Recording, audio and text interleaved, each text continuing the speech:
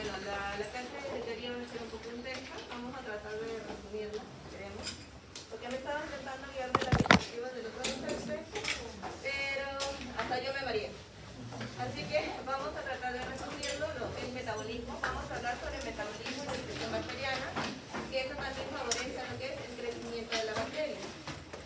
Vamos a hablar, recuerden que en el metabolismo bacteriano llevamos a ver lo que ustedes han llevado tanto en química inorgánica, química orgánica, ¿no? Catabolismo, anabolismo, ciclo de Krebs y todo lo demás ciclos sabidos y por haber.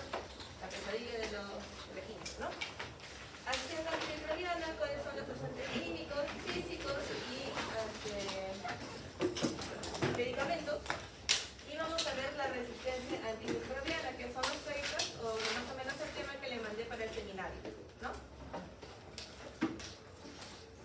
Bueno, vamos a comenzar con metabolismo y nutrición. ¿Por qué creen que es importante el metabolismo y la nutrición en las bacterias? Para que se pueda desarrollar en el cuerpo, para que pueda vivir en ese ambiente. ¿Para qué más? Para que puedan reproducirse también.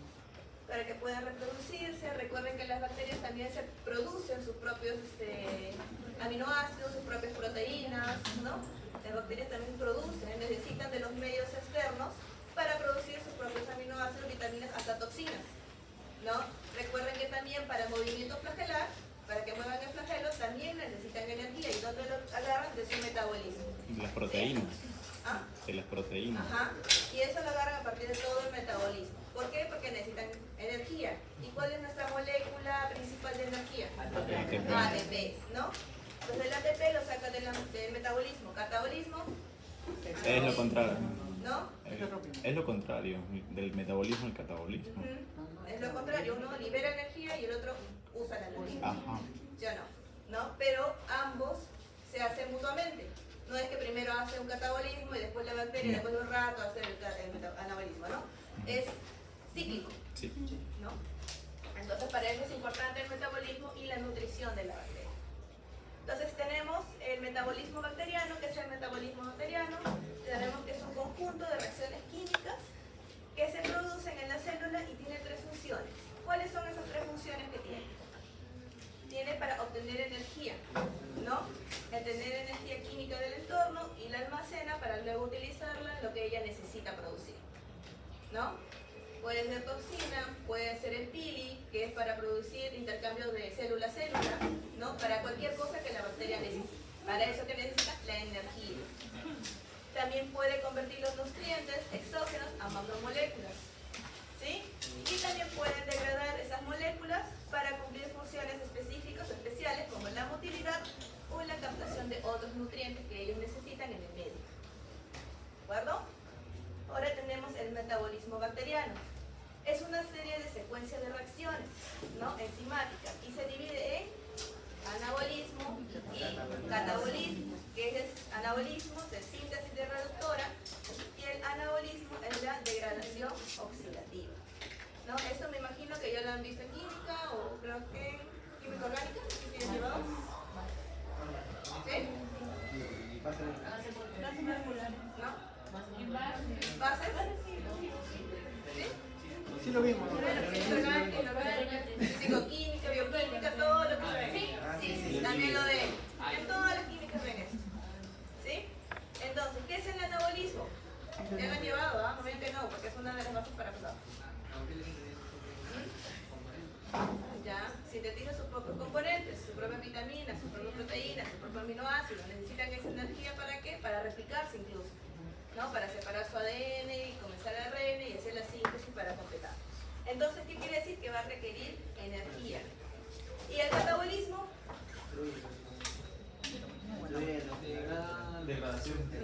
Degradación de las proteínas. Atrapa los nutrientes exógenos.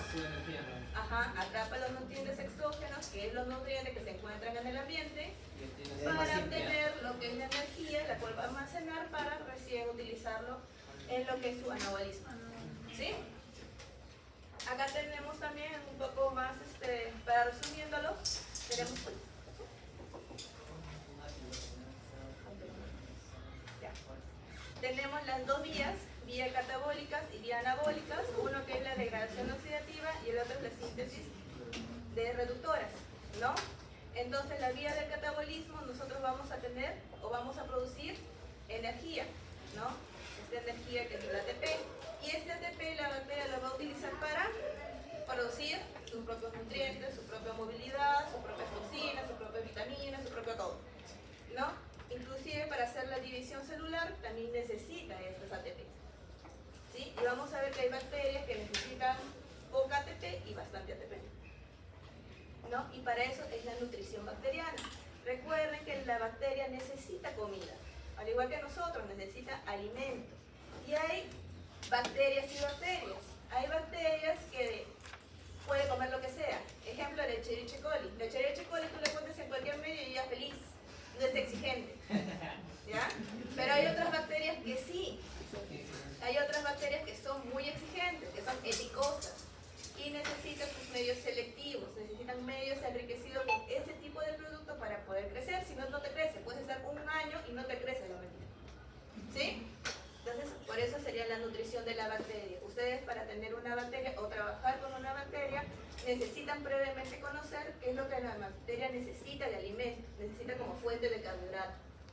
Si no, estamos perdidos. Entonces, un medio de cultivo, como vemos acá, está formado por macronutrientes, micronutrientes y factores de crecimiento, ¿no? Los macronutrientes son los que la bacteria sí o sí necesita, es lo principal, que no puede faltar en su alimentación, ¿no? Una de las fuentes principales es el carbono. ¿Por qué el carbono? Puede ser ejemplo la glucosa. ¿Para qué la glucosa? Porque la glucosa al degradarse produce más cantidad de energía, ¿no? Entonces para eso es la fuente de carbono. Ya la bacteria utiliza para su movimiento, para pasar su plásmido, para la división, para todo eso. También algunas bacterias o todas necesitan nitrógeno. ¿Por qué? Contribuye a la producción de proteínas y ácidos nucleicos. ¿Ácido nucleico para qué? Para momentos de hacer la horquilla del ADN, se pegan la síntesis del ARN, se pega y produce la nueva cadena de ADN, ¿no? La replicación, ¿no? Para que se peguen los ácidos nucleicos. También algunas bacterias utilizan, ¿qué? El fósforo. ¿Para qué? También para la síntesis del ácido nucleico y fosfolípidos. Algunas utilizan azufre. También algunas que huelen feo cuando las abres. ¿Por qué? O consumen para síntesis de aminoácidos azufrados como la cisteína y la metionina, ¿no? Y así otros macronutrientes como el potasio, magnesio y hierro. También lo utilizan los micronutrientes. ¿Perdón? Cisteína y metionina para las bombas de calcio y sodio. También los utilizan. Ahora tenemos también lo que es micronutrientes. Cisteína y metionina para la colección. Las bacterias también las necesitan. En grandes cantidades. Hay bacterias que las necesitan. No todas las bacterias. ¿Sí? También tenemos ahí macronutrientes. No, micronutrientes. Que la bacteria la necesita, pero en pocas cantidades. No son muy exigentes en eso. ¿No? Y más que todo lo utilizan para estabilizar los compuestos biológicos de reacciones enzimáticas, que más o menos lo van a utilizar en las membranas y en los ribosomas, ¿sí? Que es el cobalto, zinc, cobre, manganeso. Y tenemos los factores de crecimiento. En los factores de crecimiento, como lo son los aminoácidos, las vitaminas y las bases nitrogenadas, muchas bacterias lo producen, ¿no? Muchas bacterias lo producen ellas mismas. Y cuando las bacterias lo producen ellas mismas, ¿cómo se llama? Lo podemos llamar protótrofos. Pero si no lo producen, que necesita uno ponerlo en el medio, autótrofos, ¿no? Autótrofos, ¿no? Es por eso que, como les mencionamos en el laboratorio, un medio ustedes mismos lo pueden enriquecer con lo que la bacteria necesita, ¿no? Se puede fortificar ese medio de cultivo para tener nuestra bacteria. Por ejemplo, tenemos el Streptococcus mutans. El Streptococcus mutans, hay un medio selectivo que es agarsacarosa, ¿sí? Pero aparte de ese medio hay que enriquecerlo con más azúcar, con más sacarosa, al 20%. O sea, es un medio sumamente enriquecido. ¿Por qué? Porque es exquisita para ese producto, para degradarlo. Y es especial, ¿por qué? Porque necesita un medio anaeróbico para crecer. Son bien selectivos. Tenemos los tipos de bacteria, ¿no? Para realizar su metabolismo, las bacterias deben tomar nutrientes de algún tipo. Y las bacterias se pueden dividir en dos tipos en este caso: autótrofos y heterótrofos. ¿Han escuchado esos términos? Los que no producen su propio alimento. Y los autótrofos no son tan exigentes porque solamente necesitan agua y CO2. El dióxido de carbono es su fuente para obtener carbono, ¿no? De los autótrofos se van a dividir dos tipos de bacterias: los autótrofos fotosintéticas y los autótrofos quimiosintéticas, ¿no? Los autótrofos, como dicen, fotosintéticas, como la fotosíntesis, que van a necesitar la luz, ¿no? Su fuente principal de energía es la luz, mientras que son los quimiosintéticos, que van a necesitar compuestos inorgánicos para la producción de energía. ¿De acuerdo? Estas bacterias no son patógenas, ¿de acuerdo? No son las importantes que van a encontrar hospitalarias, ¿no? Porque estas bacterias son estudiadas, pero no son las que vamos a tener como importancia clínica. ¿De acuerdo? Tenemos acá el ciclo del Calvin inverso, que es el ciclo más fácil que podemos ver, ¿no? En donde tenemos acá el agua, el dióxido de carbono, la fuente de energía, que al momento de combinarlas se va a formar la glucosa, ¿no? Más agua, y van a formar para el ciclo del catabolismo, para la producción de ATP, y esto va a ayudar a que venga el anabolismo en la bacteria y produzca sus macronutrientes o la actividad que ellas van a desarrollar, ¿no? Es el ciclo más fácil que podemos encontrar, la bacteria más fácil. También tenemos las más complicadas, las heterótrofas. ¿Cuáles son las heterótrofas? Necesitan o requieren de un compuesto, ya no necesitan el CO2, utilizan compuestos orgánicos, ¿no? Como carbono. Ahora, estas necesitan fuente de carbono. En este caso puede ser, como ejemplo, hemos puesto acá la glucosa, pero pueden utilizar otros azúcares. ¿De acuerdo?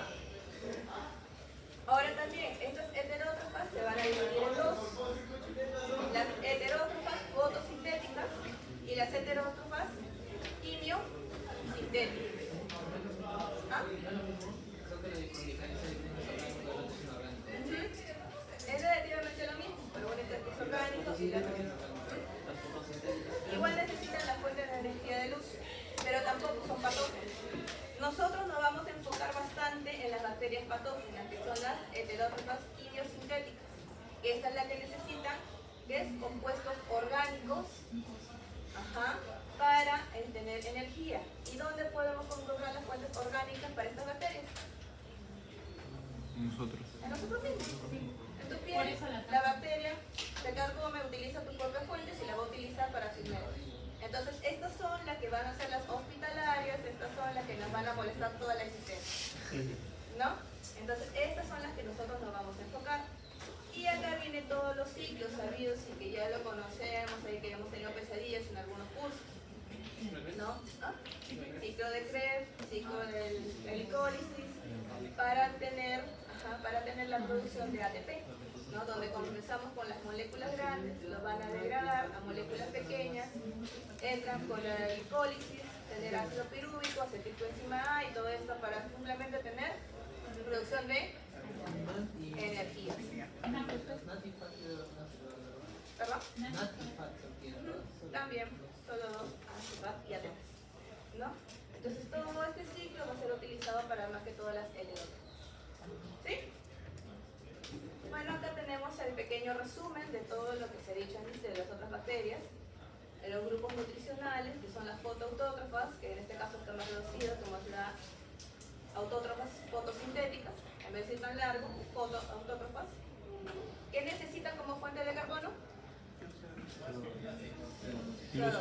¿Fuente de energía? Luz.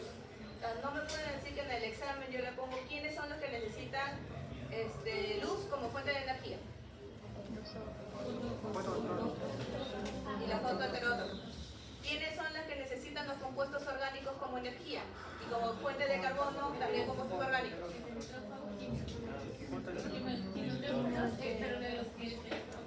Quimio, heterónimo. Por eso, este cuadrito a veces es importante hacer los resúmenes para los que son los exámenes. O sea, los autótrofos, bueno, solamente es lo mismo, solamente que el autótrofo varía porque es orgánica y ese sí va a atacar. Ese sí ataca.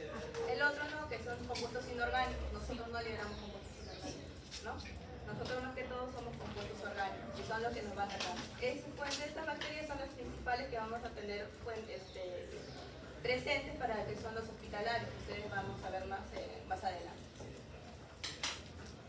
¿Ya? También tenemos mecanismos de producción de energía. Entonces, ¿qué necesita para la producción de energía? Tenemos como 3 rutas en mecanismos de producción de energía. Tenemos mecanismos de producción por la respiración, por la fermentación y por la fotosíntesis. ¿No? Fotosíntesis en este caso no vamos a ver porque más que todo son para las plantas, para las algas, para las oleaginosas, son las que tienen, ¿no? Entonces, ahora las bacterias, ¿no? También son exquisitas porque algunas van a necesitar ¿qué? Oxígeno. Pero hay otras bacterias que no necesitan oxígeno para crecer. ¿De acuerdo? Las que necesitan oxígeno, ¿qué van a emplear? ¿Qué mecanismo de producción de energía van a emplear? La respiración. Las bacterias van a respirar porque necesitan oxígeno. Producto final, van a liberar agua. ¿Ya? Es lo que tenemos acá. La bacteria, que son aerobias, van a producir iones superóxidos. Estos iones superóxidos se pueden hacer como O2 negativos. Este O2 negativo que produce la bacteria es tóxica para ellos. ¿Ya? Entonces la bacteria va a utilizar los nutrientes que va a tapar del ambiente y va a generar su propia enzima, que es la superóxido dismutasa, que va a transformar este ion superóxido a otro compuesto que es el peróxido. ¿No? Peróxido de hidrógeno con más oxígeno. Pero el peróxido también es tóxico para ellos. Y a su vez va a generar otra enzima, que es la peroxidasa o catalasa. Y va a degradar el peróxido de hidrógeno y lo va a liberar en ¿qué? Agua y oxígeno. ¿Ya ven? Por eso la bacteria necesita todo esto, toda la energía suficiente para poder formar sus propias enzimas. Entonces, el método de respiración es el que genera más cantidad de ATPs. Porque acá ya vemos el ciclo de Krebs, ¿no? Acá la bacteria es un método eficaz para tener ATPs. Entonces quiere decir que por cada 28 moles de ATP, o sea, ¿cómo puede ser? Una mol de glucosa genera 28 moles de ATP. ¿Conviene o no conviene para la bacteria? Sí, ¿no? Porque tiene bastante energía, ¿no? Y son los que nos dan mayor dolor de cabeza en el hospital. En serio, estas son las que más molestan, ¿no? Estas son las que más atacan. Intrahospitalarias, hospitalarias, resistentes, todo es culpa de ellas, ¿no? Porque tienen mayor cantidad de energía y se multiplican mucho más rápido. Botan más toxinas, más nutrientes. Entonces pueden generar resistencia mucho más rápido a los medicamentos. ¿Sí? Ahora tenemos lo contrario. Son las bacterias que no necesitan oxígeno, ¿no? Entonces, a las que no necesitan oxígeno lo denominamos anaerobios, ¿no? Al no necesitar oxígeno, estas bacterias quiere decir que no van a producir las enzimas anteriores, ¿no? De la superóxido dismutasa, peróxido o catalasa.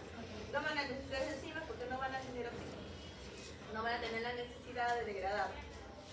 Entonces, las anaerobias van a generar lo que es el mecanismo de producción de energía mediante la fermentación, ¿no? ¿Y qué tenemos en la fermentación? ¿Cuál es nuestro resultado final? ¿Oxígeno?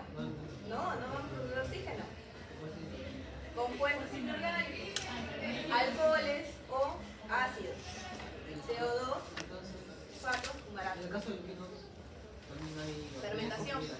Son fermentadas, pero por métodos anaeróbicos, ¿no? Estas bacterias no son tan malas, porque ya vimos el caso de los vinos, ¿no? No son tan malas. Algunas sí para el cuerpo humano, bacterias son exclusivamente, recuerden que en el cuerpo humano tenemos bacterias que son anaerobias y no anaerobias. En el caso de las anaerobias podemos decir la Streptococcus mutans, que es la productora de la caries, que es anaerobia. O sea, por la culpa de esa bacteria vamos al dentista para que nos curen el diente.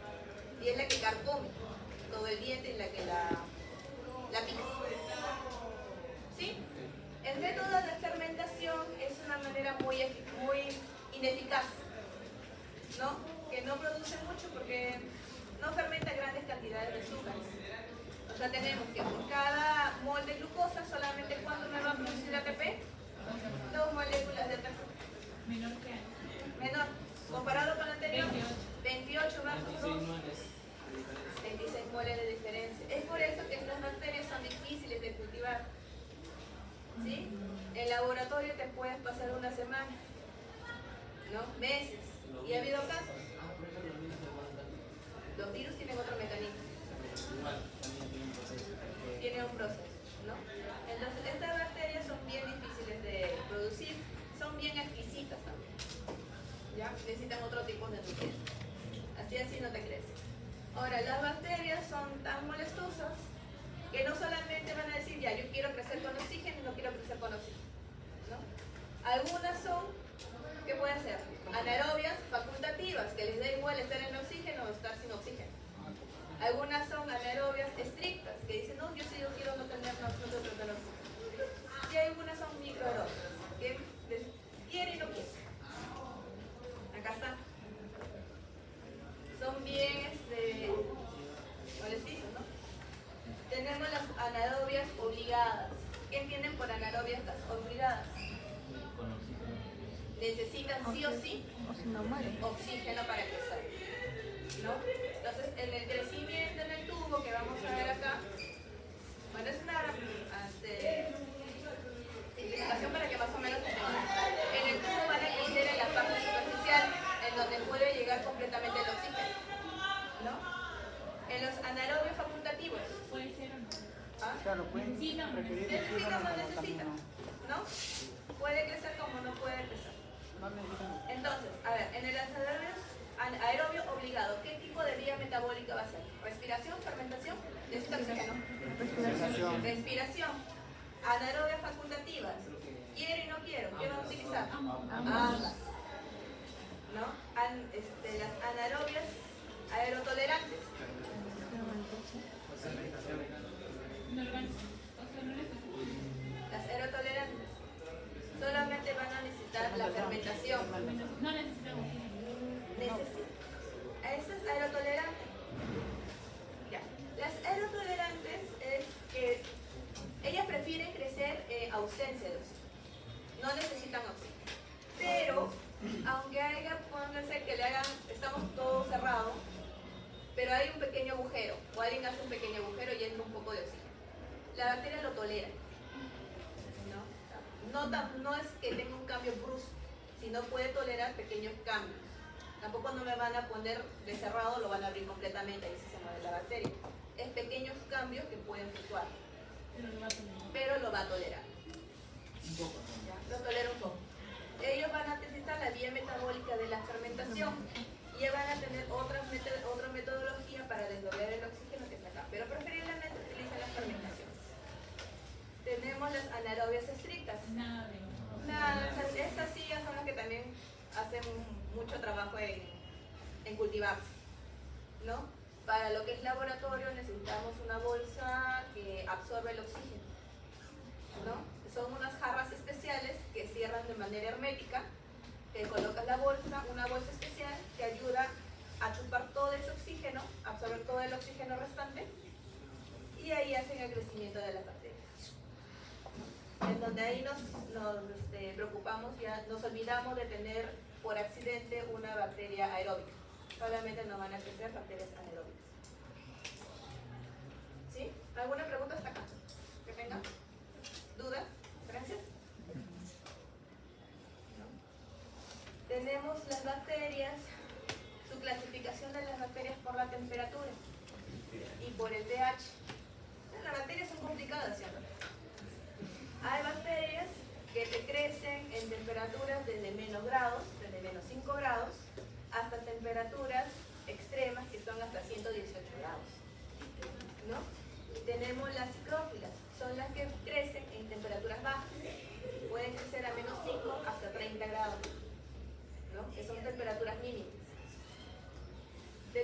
mesófilas, que es desde 10 hasta 45 grados, con una temperatura óptima de 30 grados.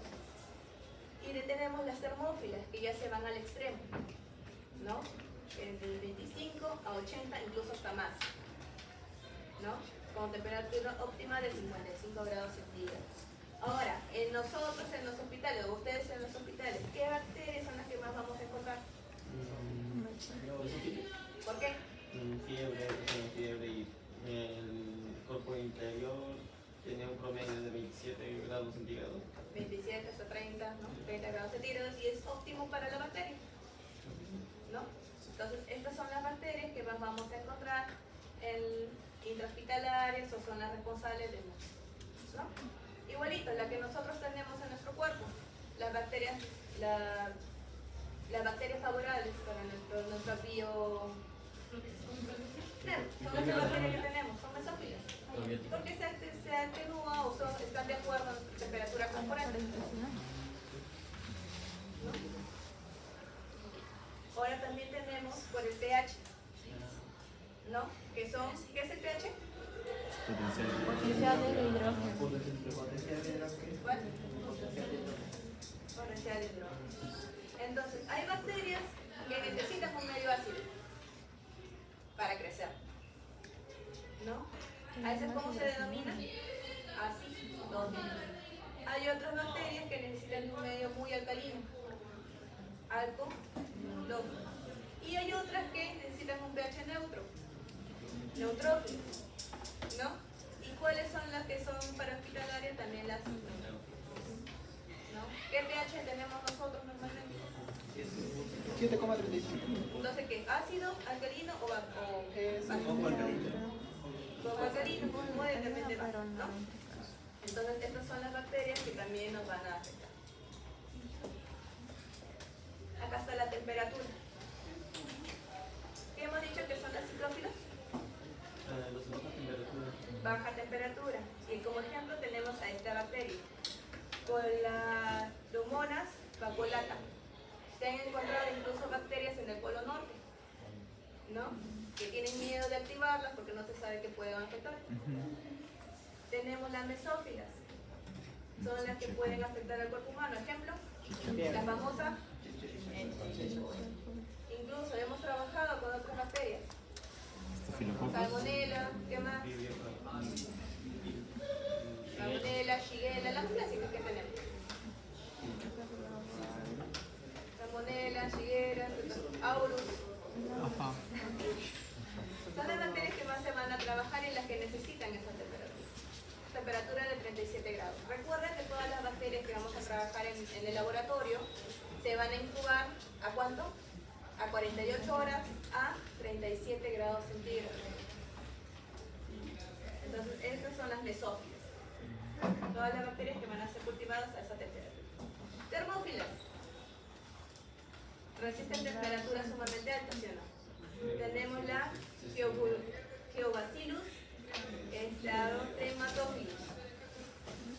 Horrible el nombre, ¿no? Pero esta bacteria a nosotros nos va a afectar. No, porque ¿quién va a llegar a 60 grados en el cuerpo? Nadie. ¿No? Si apenas 40 grados ya estamos muriendo. Ya estamos deshidratando, estamos muriendo. Y hay bacterias que son hipertermófilas. Ahora me dirán, ¿qué bacterias están en los baños termales? En las aguas termales. Podemos encontrar estas bacterias, ¿no? Pero no podemos O cerca de contraerlas. los volcanes, en tierra volcánica. Cerca de los volcanes también las encontramos. Y siempre nosotros muertos. ¿Alguna duda hasta acá con respecto a las bacterias? Una pregunta con el pH respecto a cuando te da acidez, tipo, supongo que tu flora intestinal también tiene cierto pH, y cuando te da acidez o alcalosis, no se muere. Sí. ¿Eso no te hace mucho daño? Recuerda que tu flora, vamos a ver la que es la flora intestinal, está cubierto por bacterias buenas que tu mismo cuerpo la va a hacer, ¿no? ¿Qué pasa si esas bacterias, al momento de tener acidez o algo, van a destruirlas? Y van a venir otras bacterias malas que van a colonizar y van a generar sus propios ácidos, sus propias toxinas, y son esas las que nos atacan a nosotros. Ahí comienzan nuestros malestares. ¿No? Entonces, eso es lo que pasa. Eso que dijo de los neutrófilos, o sea, no es, bueno, en el cuerpo, estas van a ser las primeras en proteger, ¿no? Como que dicen bacterias, los neutrófilos, eosinófilos, parásitos. No, son términos Términos, similares. ya. No, neutrófilos en lo que es inmunología ya son nuestras primeras defensas. Acá son las bacterias. No se confundan, no se confundan. Y toda esta nutrición, ¿para qué la bacteria la necesita? ¿Para qué necesita tanta para su crecimiento? Obviamente, nosotros también nos alimentamos para crecer, para estar fuertes, sanos y estudiosos. ¿Ya? Entonces, este es el crecimiento bacteriano. El crecimiento bacteriano es la multiplicación o división de la célula bacteriana, ¿no? En donde primero que va a estar la célula. ¿Qué es lo que primero que va a utilizar o qué es lo que primero que va a hacer? Va a ser la replicación del ADN. Se va a hacer la horquilla, va a venir una enzima que la corta, lo abre en dos, forma la horquilla, comienza la RNA y su replicación, va a generar dos cadenas de ADN y al momento de tener estas dos cadenas que se van a cerrar al final, la bacteria ¿qué va a hacer? Mitosis. Va a generar el pliegue, que está acá, y se va a dividir. O sea, la bacteria va a tener dos hijas similares. ¿Sí? Mitosis. ¿Perdón? Mitosis. ¿Como en las En células? bacterias no se define como mitosis. No se define como División celular se define. división. Ah, ya. Al inicio que dijo que entramos. Es una enzima. La enzima que comienza a romperle el ADN, se separa y forma la horquilla. Específicamente tendría que ser una enzima específica para romper la bacteria, pues no una enzima. ¿O cuál es? La más común. Las más comunes que ¿Por qué pueden. el tipo de ¿Cuál es enzima la más puede romper la común? bacteria? Bueno, tenemos la La enzima. Polimerasa. Ujú. Entonces está más simple la romper. La más simple rompe. O sea, no es tampoco en ese término. No, pero cada bacteria va a utilizar sus propias enzimas, ¿no? Pero la bacteria no necesita tanto. Recuerden que las bacterias que del hospital a veces las luchamos porque son las más simples. La menos complicada es la que más nos duele la cabeza. Y nos da dolor de cabeza por la resistencia. ¿Sí? Ahora tenemos el ciclo de la bacteria, ¿no? En este es el palabreo, ¿no? Que el ciclo de la bacteria son 4 fases que tenemos que tener en cuenta en el crecimiento de la bacteria. Cada uno de estos es muy variable en el tiempo, depende del medio de cultivo y de las propiedades, de los propios requerimientos nutricionales que necesita la bacteria, como oxígeno, carbono, nitrógeno, de la bacteria. Y tenemos las 4 fases: latencia, logarítmica o exponencial, estacionaria, muerte o declinación. Eso lo vamos a ver otra vez.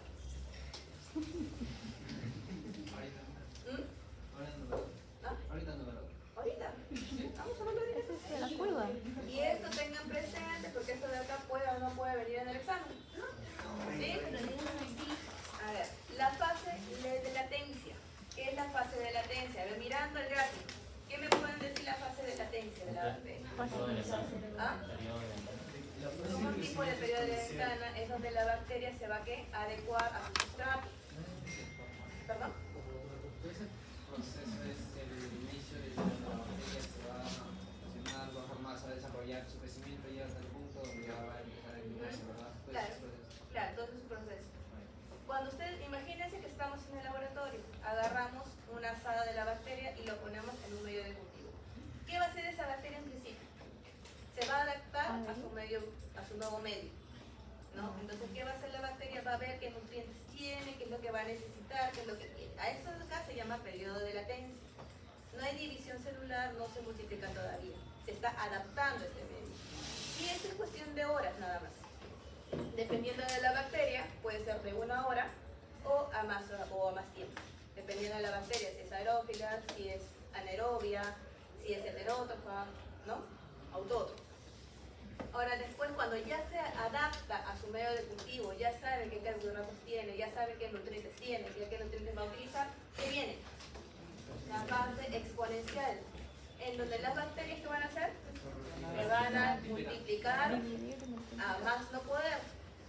una bacteria va a generar 2 hijas, esas 2 hijas van a generar 4 hijas, esas van a ser generar. Y entonces, el medio de cultivo que lo tenemos blanquito, transparente, ¿cómo va a quedar después? Una coloración turbia. Y eso lo hemos visto de repente ahí en el laboratorio, donde un tubo lo tenemos blanquito y cuando ya tenemos crecimiento, ¿cómo lo vemos? Turbio, ¿no? Después, un momento, cuando la bacteria ya consumió la gran parte de sus nutrientes de fuente de carbono, que es la fase estacionaria. ¿No? La fase estacionaria es donde ya, bueno, la bacteria ya utilizó como loca, en la parte florexial ya utilizó todos los nutrientes, y acá viene el estado estacionario, donde las bacterias, hay bacterias muertas y bacterias viables por igual. ¿No? Hay bacterias que ya con el tiempo mueren, se desactivan, pero siguen ahí en el medio. Y hay bacterias nuevas que se están formando, pero también, ¿no?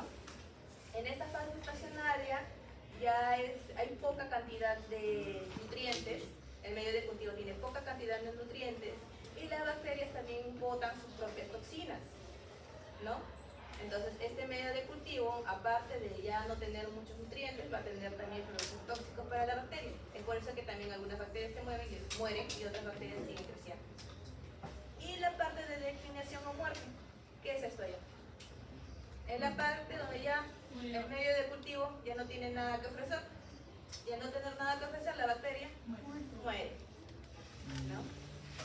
Entonces, este es el ciclo de la bacteria. Como digo, va a depender ya de la bacteria que se va a estudiar. Puede demorar solamente horas. Tú pones el Escherichia coli en un medio de cultivo, la dejas 1 hora, 2 horas y ya tienes 10 colonias, ¿no? Pero hay bacterias que no, que le dejas 1 semana y todavía ves una colonia apenas. Entonces va a depender de la bacteria. ¿Sí? Entonces, si le pongo ese dibujito en el examen, ¿van a poder explicarlo? ¿Ah? No, pues sin nombre, le pongo solamente la gráfica. ¿Quiere que lo explique? O sea, ¿qué- Doctora, solamente Claro, si es que puede está en el ser. examen ponemos los nombres que están ahí. Sí, pero me explica, me pone fase de latencia. ¿Qué es la fase de latencia? Por eso le digo, si le pongo en el examen, yo no sé si me dirá un poco. Cállate, obvio, pues. Sí, no se preocupe. Ese es el práctica, doctora. Estamos en teoría. Que valga 10. Valga 10, tampoco que valga 10, no. El examen por tanto, En el examen puedo ponerles ahí el gráfico, sin los nombres, sin nada. ¿Sí o no? Ahí le voy a poner, colóqueme las fases de la 3 bacteria, puntos. ¿no? Y descríbame cada una de las fases. ¿Ya? Está más regalado, no puede estar para no me quedan ahí porque no, que está la Profesora, acción antibacteriana. profesora, una consulta. En el caso de las bacterias que se encuentran en los dientes y forman el sarro, ¿estas llegarían a morir y sería la formación del sarro? Porque el sarro llega a un punto en que se vuelve demasiado duro. Entonces, eso sería que las bacterias ya han muerto y Se han petrificado. petrificado. Ah, o sea, cuando se forma el sarro ya están muertas. Ya están muertas o algunos están todavía latentes, pero poco. Recuerda que cuando es el sarro es la acumulación de varias bacterias y esa bacteria se denomina biofilm, que vendría a ser como una capa. Hay bacterias que obviamente las que están más pegadas al diente, que ya no tienen oxígeno, algunas van a morir, ¿no? Y hay otras que no, que todavía no necesitan oxígeno y siguen ahí proliferando. Pero la acumulación de eso, más las células muertas y todo, van a generar esa placa. Y esa placa es la que se ve en los dientes como sarro. ¿No? Incluso se puede sacar en el laboratorio, pueden sacar su propia muestra de sarro dental y van a ver ahí la cantidad de bacterias que tienen.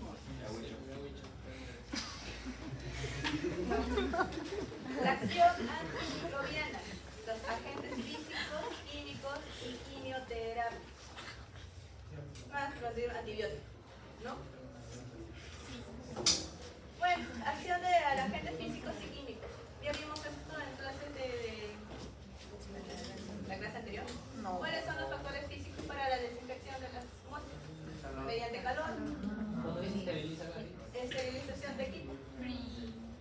¿Qué más? El frío. El frío no mata las bacterias, ojo. Solamente las inhibe. hace que su crecimiento sea más lento, más pausado. Es por eso que cuando ustedes colocan algo en el refrigerador, no se malogra de un día para otro, pero sí se llega a malograr. Ya, entonces eso es lo que hace el Se descompone a menor cantidad. a menor lentitud. ¿Por qué? Porque las bacterias se van a proliferar, pero de manera lenta pero segura. Al final van a hacer lo mismo, pero de manera lenta. ¿No? La presión, el autoclave, ¿qué va a hacer? También es un método de desinfección. Con la pasteurización, la mayor cantidad de temperatura, las bacterias van a morir. Es lo mismo que calor, pero este es calor seco. Este es calor húmedo. Y Recuerden eso que sería la más rápido, ¿no? Pero por no eso es que sería sea como más la rápido, olla. sino estas necesitas mayor cantidad de tiempo. El calor y sería mayor como la microondas. temperatura. Por ejemplo, tú vas a esterilizar a cuántos grados? 100, 120. Acá ya llega a 200, 180, 200 grados. ¿No? Es para matar bacterias patógenas. Nosotros en el laboratorio utilizamos la autoclave porque estamos trabajando, aunque sea con HCC, con bacterias, pseudomonas, shigella. Entonces no sabemos si estas bacterias, si las botamos así por así, pueden activarse y generar un virus, ¿no? Entonces por eso la metemos en el autoclave, para saber que verdaderamente ya están desinfectadas, ya murieron. ¿Sí? ¿Algo pregunta? Disculpe, en el caso de los alimentos, ¿cuál sería la mejor opción para poder desinfectar lo que vas a consumir? ¿Los alimentos? Sí. Los químicos. Más que todo el químico. Mi manzana, leche, claro. Son malos, pero sí en bastante cantidad. Pero en químicos solamente es una gotita para un litro, es una gota. Diluirlo en agua. En otras palabras. O a veces ya si no quieren utilizar nada de eso, utilizan agua caliente. A 100 grados, agua caliente y eso. El agua de lluvia no sirve entonces. ¿Qué cosa? Deja una botella de nunca se traba en nada, no se traba en nada. Porque la cantidad es poca. Si me echaría pues todo el libro ya eso sería malo, pero es una pequeña cantidad. Ahora, si no quieren utilizar químicos, Yo huelo a fresa y a la lechuga. ¿las bacterias mueren a cuánto? ¿Las mesófilas? ¿A qué temperatura? A 45, creo que era. Crece hasta 40 grados centígrados. O sea, el agua hirviendo, ¿que cuánto hierve el agua? ¿Qué temperatura? 100 grados. ¿Lo pones? Muere la bacteria. ¿No? Entonces, si no quieren usar químicos, hay otra forma. Agua caliente. ¿No? Y la radiación. Esto más que todo lo utilizamos en lo que es biología, en la parte de molecular o genética molecular. No, ya lo vamos a destruirla a partir del ADN. ¿No? Luz ultravioleta, la luz ionizante. Y eso si te pones ahí, cáncer, obviamente. Hay laboratorios que tienen, por eso dicen, una vez que ingresas tienes que UViar. La cámara de flujo laminar, ¿conocen la cámara que hay abajo, creo? En uno de los laboratorios, creo que hay ahí en molecular biología. No. ¿No has visto? No, hay una cámara ahí. Sí. ¿Sí? De flujo laminar. Ese tiene su luz ultravioleta, que lo tienes que dejar por 1 hora. ¿Lo has usado alguna vez? No. ¿No? Está de adorno. Ya, bueno, esa cámara tiene su propia luz UV. No, porque ustedes no saben con quién ha trabajado anteriormente otra persona. ¿No? Esa cámara de UV se utiliza más que todo en genética molecular, lo utilizamos en el laboratorio bastante para hacer clonaciones, para hacer resistencia, para ver ¿no? Para ver todo eso. Y se utiliza bastante para ya romper las moléculas de adentro de la bacteria. Y acá tenemos los químicos: desinfectante, antiséptico, medicamentos que son los quimioterápicos y las conservantes. ¿No? Desinfectantes, ¿cuáles son? El cloro. Cloro. Alcohol. Que se va a utilizar en objetos inanimados, obviamente, ¿no? No vas a utilizar en el mismo cuerpo. Antiséptico. Jabón. ¿No? Que ya se aplica en tejidos, más que todo. Medicamentos inhiben el crecimiento o los matan, algunos medicamentos, ¿cierto? Y los conservantes, que se más que todo son en los alimentos. ¿Cómo hielo? ¿Ah? ¿Como el río que usted mencionó? ¿Los conservantes? No. conservantes químicos. Los químicos, estamos hablando de los químicos. Esto es lo que utilizamos en la vida cotidiana, o sea, no hay nada tanto que explicar. ¿No? Por eso digo, tanto físicos como químicos los vamos a ver en la vida cotidiana. Toda nuestra vida lo vamos a utilizar, ¿sí o no? Involuntariamente lo tenemos que utilizar. Tenemos también ahora lo que es para los medicamentos, ¿no? Los antibióticos. Los antibióticos se pueden clasificar de varias formas, según su origen. Hay antibióticos que son de origen biológico, ¿no? Sacada de bacterias, sacada de hongos, ¿no? Se puede utilizar producido por hongos, por bacterias o por actinomicetos, ¿no? Acá hay un ejemplo de un medicamento sacado por bacterias. ¿Cuál es? Por acetomicetos, cloranfenicol. Y el hongo, la más conocida, la más penicilina. Tenemos también sintéticos, producidos en un laboratorio. ¿Cuáles son? Nevirrofurano. Y también los que son dos, tanto digitamos biológicos como sintéticos.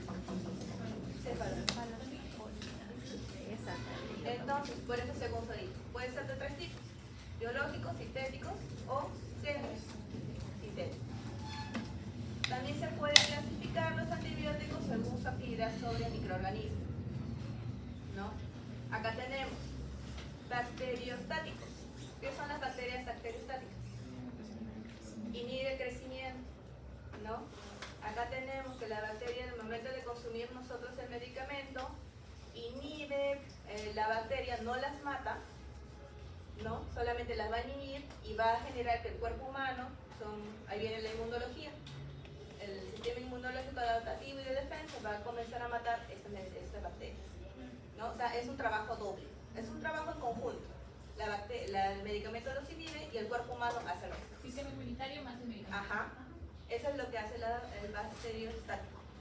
Ahora, si hablamos con bactericida y bacteriolíticos, ¿qué entienden por el término bactericida? Es un asesino.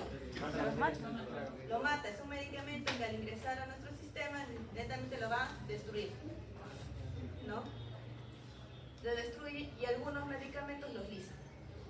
¿No? Lisa, ¿qué es? Destrucción total de la bacteria, ¿no? Esos son los medicamentos ya de alto espectro, que es total. Matan toda bacteria habida y por haber, tanto buenas como malas, no hace diferencia, ¿no? Esas son las que completamente, adiós bacteria. Por eso hay que tener cuidado cuando ustedes receten medicamentos fuertes, ¿no? Porque este medicamento, recuerden que al momento de ser tomado, no solamente va a abarcar a la bacteria mala, sino también a nuestras bacterias buenas, ¿no? Entonces no hay que hacer abuso de eso, ¿sí? Ahora, se puede clasificar según su espectro de acción. Tenemos medicamentos de amplio espectro, espectro reducido, espectro intermedio, ¿no? Y bajo espectro. ¿Me imagino el fármaco ya han llevado? Bueno, el fármaco ya lo van a ver con mayor detenimiento y ya le van a hacer dolor de cabeza. No, el fármaco ya van a hacer su dolor de cabeza en todos los medicamentos, pero es bueno que lo vayan repasando poco a poco, ¿no? De amplio espectro, son que tienen actividad frente a la mayoría de los grupos de bacterias. Van de frente a gram positivos como gram negativos, ¿no? Tenemos con ejemplo, ¿cuál medicamento? Cloranfenicol y la tetraciclina. También tenemos penicilinas que también son de amplio espectro, ¿no? Tenemos de espectro intermedio, que solamente va a dirigir hacia qué grupo? A la gram positiva, que vienen a ser las penicilinas, algunas penicilinas para el grupo G, y las oxiciclinas. Tenemos de bajo espectro, que son para focos específicos, que son las gram positivos y gram negativos para los bacilos, que son las vancomicinas y las polimicinas. Y bueno, los espectros reducidos, ya que son también las bacterias que tenemos para acá, son las más conocidas: Staphylococcus aureus, Streptococcus pneumoniae, Streptococcus pyogenes, Enteropecalis, y se utilizan, ¿no?, los macrólidos para cocos gram positivos, que son los medicamentos. ¿Cuáles son? Eritromicina, acitromicina y claristromicina. ¿Lo han escuchado o no? Sí, ¿No? Son los más comunes y son de aspecto reducido. Estamos frente a un grupo de bases. Y la gentamicina, ya también la han utilizado o la han escuchado bastante, ¿sí o no? ¿Va dirigido a qué tipo de bacteria? E. coli, Klebsiella pneumoniae y Pseudomonas aeruginosa. ¿No? Va dirigido ya a cierto tipo de bacteria, ya más específico para ello. Y tenemos la clasificación de los antibióticos según su mecanismo de acción. ¿No? ¿Qué tenemos? Inhibe la síntesis de la pared celular. Otro, alteración de la membrana citoplasmática. Inhibición del sistema de proteínas. Inhibición del sistema del DNA y RNA y inhibición de las vías metabólicas. Vamos a explicar cada una de ellas. Entonces es un dolor de cabeza. Esto. Y esto está simplificado, ¿ah? Vamos, por eso está simplificado, más chiquitito no puede porque es un montón. Eso no viene. Eso no viene. Prometo que no va a poner si nos aprendemos. Eso no viene en tu Ah, no sé, gracias. ¿Qué es eso? Ya, es fácil, ¿no? Vamos a ponerlo como fácil. Recuerden que ustedes no van a ser microbiólogos ni biólogos en sí, pero de todas maneras como médicos van a tener que entender, ¿sí? Para más o menos para que tengan idea de que su medicamento a qué parte va a atacar, ¿sí? Tenemos la primera, inhibidores de la síntesis de la pared. ¿Qué tenemos como inhibidores de la síntesis de la pared? Recuerden ustedes, claro, de la pared bacteriana. Todo esto es la bacteria, esta es la hermosa bacteria. Como que van a Pensé que era la neutralizar. clasificación de bacterias No, no, que no. atacan síntesis de la pared. No, es la clasificación, pero de los antibióticos, no de la bacteria, Ya, pero es buena pregunta. ¿no? Entonces, inhibición de la síntesis de la pared. Recuerden que nuestra hermosa bacteria, ¿sí lo ven, no? Sí. Que hemos mencionado que tiene una pared. Esta pared está conformada por qué? Una doble cadena. Ujú. Tiene entonces dos azúcares, ¿sí o no? A su vez están unidas por enlaces de L, de D, glicina, de adenina, ¿no? Entonces, hay antibióticos que van a actuar sobre esos azúcares, sobre lo que es la pared celular. Y van a destruir estos enlaces, van a destruir esta pared celular. Y recuerden, si la pared celular, ¿cuál es la función de la pared celular? Proteger, mantener su forma. Si se destruye esta pared celular, ¿qué pasa? La bacteria se destruye, la bacteria muere. Entonces, estos antibióticos van a ser bactericidas, de frente van a aniquilar. Doctora, pero en este caso hay unas bacterias que no tienen pared celular. Todas las bacterias tienen pared celular. No, pero había un tipo de bacteria que No te refieres, o sea, tiene para membrana. Pero que cualquiera de ellas no. Todas las bacterias tienen pared celular, en poca cantidad o en bastante cantidad, es muy diferente. Ujú. ¿No? Recuerden. Una pregunta, ¿y por qué está en color la P, C, ¿tiene el color? No, es para que te lo Ah, no, aprendas. es una memotecnia para aprender. Porque son bastantes medicamentos. La beta-lactánicos, penicilina, cefalosporina, carbapenémicos y monobacterias. Eso puede venir del examen. ¿No? Entonces son medicamentos que van a ir directo a la pared. De frente a la pared van a destruir el oxígeno de la pared. No todas, solamente estamos hablando del inhibidor de síntesis de la pared. Van a ir dirigidos lo que es a la pared bacteriana. Van a romper los enlaces, ahí van a ver que van a hacer diferentes tipos de funciones y van a romper. En no sé qué función pueden romper las azúcares, los grandes, ¿no?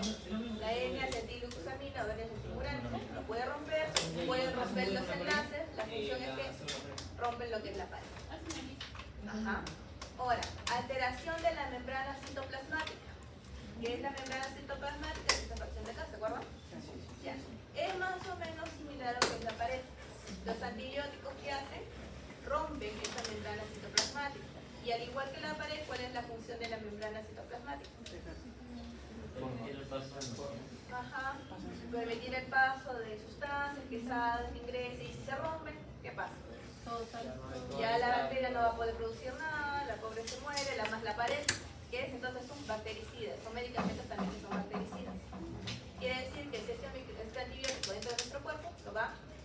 destruir completamente.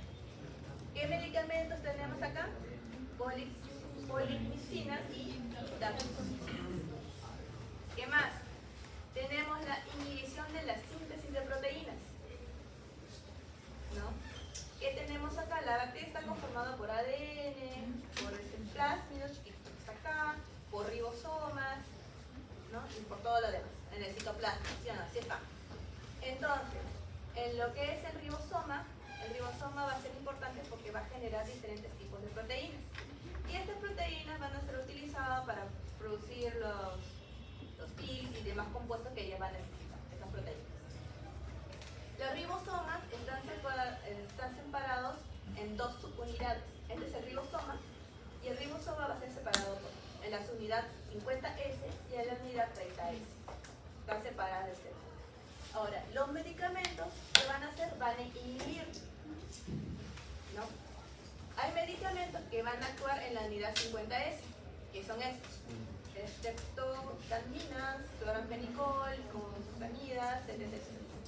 Van a actuar a través de la subunidad 50S. Y hay otros medicamentos que van a actuar en la unidad 30S. Ahora, si el ribosoma nosotros lo matamos o le inhibimos, ¿va a afectar a la bacteria? ¿La va a matar?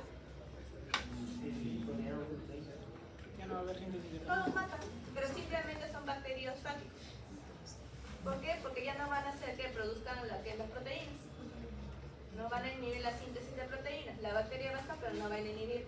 Entonces estas bacterias van a actuar a nivel del sistema inmunológico, ¿no? Viene el antibiótico, los inhibe y viene nuestro sistema inmunológico y termina de hacer el trabajo de matar, ¿no? Ahí va a estar. pero igual no hay. ¿Qué más tenemos? Interacción de la síntesis del ARN y ADN. ¿No? Ya tenemos acá que la bacteria, en el momento de hacer la replicación, se separa las dos hebrilla, viene el ARN y viene la síntesis para la formación del ADN, que se pega a los... ¿No? ¿Y qué pasa si viene el antibiótico y destruye lo que es el ADN? ¿Qué va a ser? ¿Un bacteriostático o un bactericida? Va a ser un bactericida, ¿por qué? Porque ya rompe el ADN, ya no hay bacterias, todo su material genético, todo va a estar en el ADN. ¿Ah? Ya no se va a poder replicar, ¿no? Entonces hay medicamentos exclusivos para ir a la destrucción de la síntesis del ADN. Cuando el medicamento llega a la bacteria, no creo que simplemente vaya hacia el ADN, porque todavía está protegido. O si... Hay medicamentos que van de frente. Que corta la pared. Pasa la pared. Pasa la pared. ¿Cómo se llama? Es que son liposolubles. Es que son medicamentos más fuertes, no más potentes. Son más potentes medicamentos. Pero obviamente primero, como ustedes médicos no van a ir a lo... ¿no? Recuerden que van a generar lo que es la maldita resistencia. ¿No? Entonces tienen que ir de poco a poquito. De repente con un medicamento que solamente va a la pared, ya el paciente ya no va a tener síntomas. O a veces necesitan más fuerte, que ya vaya al ADN de frente, que mate por completo.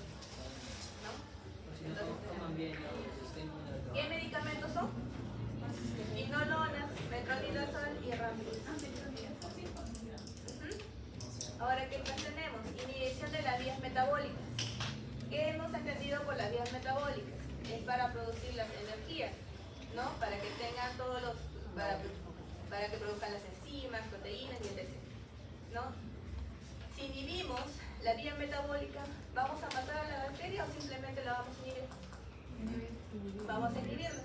Entonces son medicamentos bacteriostáticos, en donde nuestro sistema inmunológico va a ayudar a intervenir, ¿no?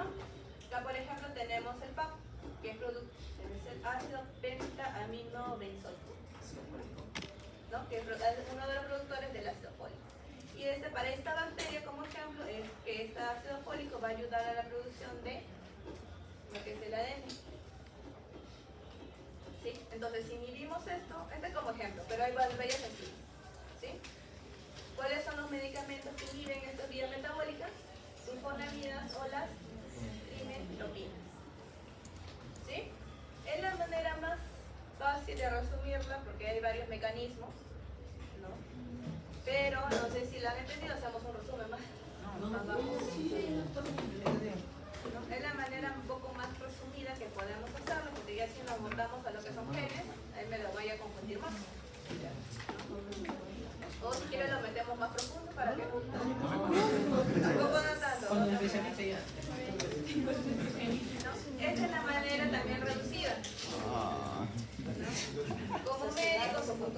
médicos van a tener que aprender los medicamentos que van a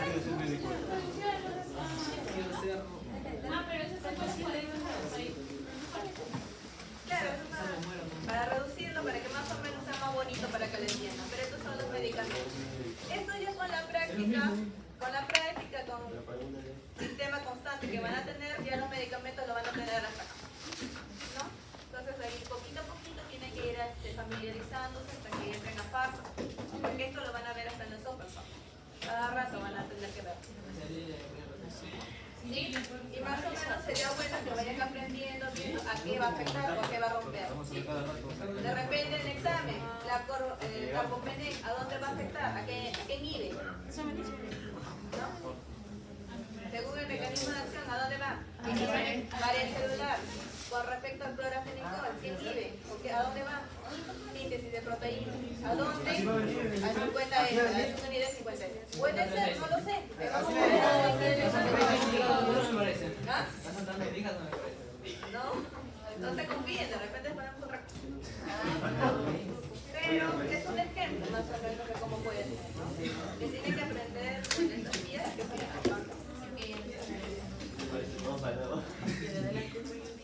Doctora, una consulta. ¿El examen parcial lo hace usted sola para sus grupos o lo hace en conjunto con el doctor Valencia? Me imagino que por ser teoría y soy la única encargada voy a hacerlo yo sola. Pero para el laboratorio, como hay dos grupos, con la profesora Lucía, también va a tener que hacer soporte para algunas preguntas para lo que se ve. Pero doctora, me imagino Pero para su grupo, hermano, doctora. que usted conoce Lucila, el examen para los grupos, para su grupo. ¿Aquí nos salimos? Queda una pregunta, no decía, poner el logo. Ya tienen las notas. Exposiciones, sus seminarios, sus notas.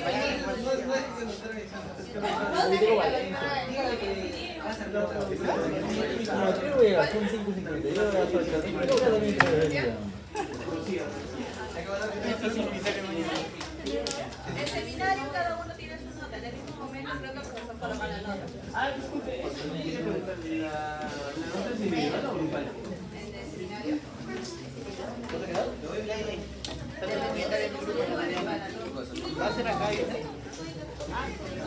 Bueno, ahora tenemos la resistencia. Me falta, me hemos demorado con la computadora. Tenemos que son las resistencias antimicrobianas. Esto solamente es una pincelada porque ustedes me van a explicar en el seminario de mañana un poco más de la resistencia antimicrobiana, ¿no? Acá tenemos la producción de los medicamentos. Los medicamentos se van utilizando desde 1909. ¿Qué apareció por primera vez? Las sulfas. A partir de los años se van descubriendo más medicamentos, ¿no? En 1928 apareció lo que es la penicilina. 1932 más las sulfamidas. Tenemos la época dorada, en donde aparecieron ya un montón de antibióticos, sabidos y por haber. Estos eran utilizados específicamente para ya matar lo que es microorganismos, etc. Pero ahora los medicamentos de la época dorada ya no sirven con la resistencia. Se volvieron resistentes. No, ya se han vuelto muy resistentes a eso. Y a partir ya, bueno, de los años 80, 2000, 2010 van saliendo nuevos medicamentos, nuevos antibióticos. Y de repente van saliendo más y más con el transcurso de los años, ¿no? Acá tenemos resistencias a los antimicrobianos. ¿Qué son más o menos los resistencias a los antimicrobianos? Que son los ramos. Son los cambios que ocurren en una bacteria que les permiten sobrevivir al tratamiento con unos antibióticos específicos o incluso sobreviven a todos los antibióticos. Sí. Tenemos cómo son los cambios que puede hacer, cómo la bacteria reconoce. Puede ser por mutación del material genético, y esto que se da porque la bacteria ya ha tenido contacto con ese medicamento, ¿no? Es como que tengamos una gripe mal curada, como se puede decir, ¿no? Claro. Pensamos que ya está curada, dejamos el tratamiento y nuevamente nos enfermamos y nuevamente nos dan el mismo tratamiento. Entonces la bacteria ya va a reconocer el antibiótico y lo va a atacar.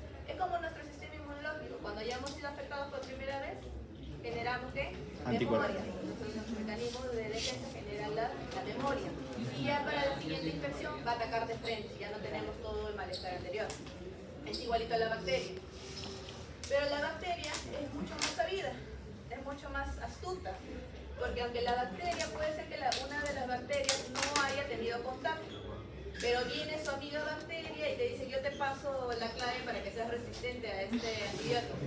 Y también comparten la información genética entre ellos mediante ¿qué? Los virus que vienen a hacer contacto y van manteniendo intercomunicación. Los enzimas producen información genética entre ellos. Se pasan las preguntas. Se pasan las filas. ¿No? Tenemos también bacterias multiresistentes. ¿No? Bacterias multiresistentes, que son bacterias resistentes a más de una familia de antibióticos. No, por ejemplo, tenemos la bacteria, sabes que nos sacan dolor de cabeza, ustedes más que todos en el hospital. Tenemos bacterias, pseudomonas, klebsiella, serráticos, que son resistentes a una familia. Y también tenemos a las bacterias tan resistentes, que ya estas son las supermanes, que ya nada le hace falta, ya nada le hace efecto. ¿Se acuerdan que le comenté a una persona que el Escherichia coli ya era resistente a todo, que nada le mataba y la persona ya vivía con eso? Ya, igualito. Ya ningún antibiótico le hace efecto. Ya la persona tiene que convivir y solamente atenuar los síntomas, los malestares. ¿No? Y el uso, ¿y qué podemos tener? ¿Cómo podemos prevenir todo eso con el uso apropiado de antibióticos? Tratar de no recetar, bueno, en el caso de los médicos, ustedes no recetar así, recetar con precauciones, ¿no? Comenzando de mínimo a máximo y que cerciorarse que el paciente termine correctamente lo que es el tratamiento. No evitar que el paciente deje el tratamiento a medias porque ya viene con... Ya no siente síntomas. Ya no siente síntomas, ya lo dejo, ya no vuelvo. Por eso se amarga cuando no volvemos a la clínica. ¿No? Entonces hay que seguir, usted tiene que seguir el tratamiento de su paciente. ¿Sí? Y otro también, como persona propia, no automedicarse. No, que vayan al hospital porque tengo problema de orinar, porque X cosa, la automedicación también. Vas tomando medicamentos que de repente tu cuerpo no lo necesita y en el momento en que necesites ese medicamento ya no te va a hacer efecto. Vas a necesitar una dosis más fuerte y más fuerte y más fuerte. ¿Sí? Y la bacteria va a ser más resistente.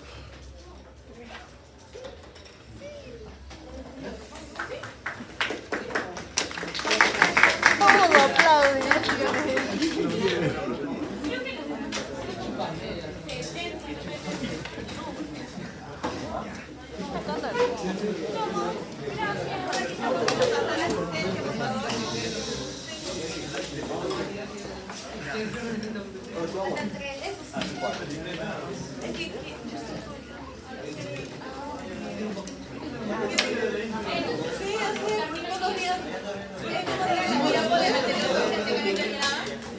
Sí, no lo subas.